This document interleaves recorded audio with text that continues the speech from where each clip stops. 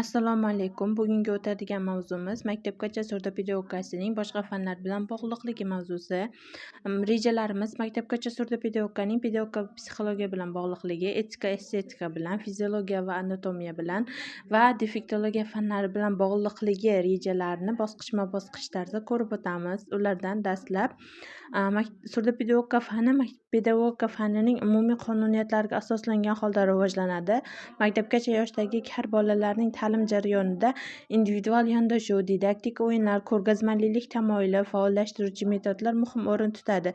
Pedagogika fanidan olingan metodikalar surdo pedagogikada moslashtirilgan shaklda qo'llaniladi. Maktabgacha surdo pedagogika umumiy maktabgacha va maxsus psixologiya fanlari bilan bog'liq.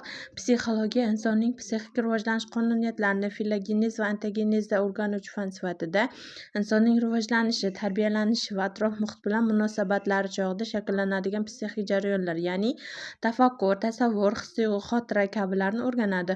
Surdo pedagogika ulardan foydalanib eshitishda nuqson bo'lgan bolalar ta'limining mazmuni metodlarini ishlab chiqadi. Psixologiya surdo pedagogikaga quyidagilarni beradi: bolaning psixik rivojlanish qonuniyatlari, diqqat, xotira, tasavvurni rivojlantirish mexanizmlari, stressni kamaytirish texnikalari, bolaning motivatsiya tizimi. Masalan, kar bolalarda vizual idrok kuchli rivojlanganligi uchun mashg'ulotlar ko'rgazmali tasviriy uslubda olib boriladi. Etika insonning axloqiy normalari, xulq-atvori, madaniyatini o'rganuvchi fan. Maktabgacha surdo pedagogikada etika quyidagi yo'nalishlarda aks etadi: muloqot madaniyatini o'rgatishda, axloqiy tasavvurlarni shakllantirishda hamda o'z xatti-harakatlarini boshqarishda kabi. Estetika esa insonning voqelikka, san'atga, estetik munosabatlari rivojlanishining umumiy qonuniyatlarini o'rganadi. Nafosat tarbiyasining ilmiy asosi bo'lib xizmat qiladi. Kar bolalar uchun estetika juda muhim, chunki ularning nutqi cheklangan, emotsional ifodasi vizual shaklda rivojlangan, ko'rish idroki kuchli.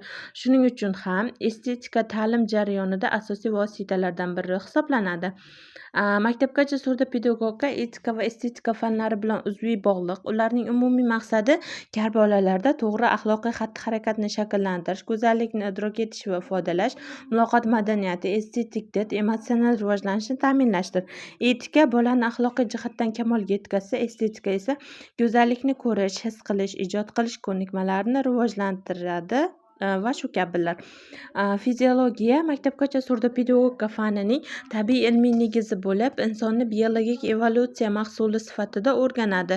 Inson oliy nerv faoliyatining rivojlanishi, nerv tizimining tipologik xususiyatlari, sezgi organlari, tayanch harakat apparati, yurak tomir, nafas tizimlari, ichki sekresiya bezlari va shu singarilarning rivojlanishi haqidagi ma'lumotlarga tayanadi.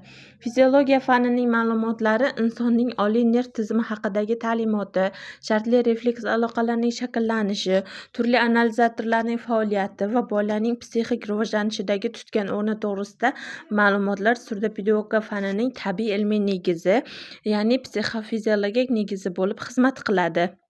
Keyin esa anatomiya inson tanasining tuzilishi, organlar tizimi, ularning funksiyalarini o'rganadi. Surdo pedagogika esa bu bilimlardan amaliy foydalanib, eshitishida nuqsoni bo'lgan maktabgacha yoshdagi bolalar bilan maxsus pedagogik jarayonni tashkil qiladi.